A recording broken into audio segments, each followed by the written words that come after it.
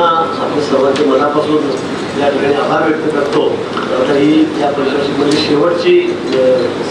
Meeting सभा आपली डिप्रेसी या ठिकाणी यावर्षी आपण 80 कोटी रुपये जास्त गेल्या वर्षीपेक्षा, गेल्या वर्षी 670 कोटी रुपये 670.51 म्हणजे 670 कोटी रुपये या ठिकाणी आपण त्याची तरतूद केली होती। यावर्षी आपण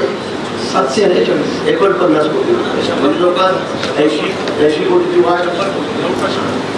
80 कोटीची वाढ, 80 कोटीची वाढ, 670 आणि 850 750 अशी आपण लोकांना 80 कोटी रुपयाची वाढ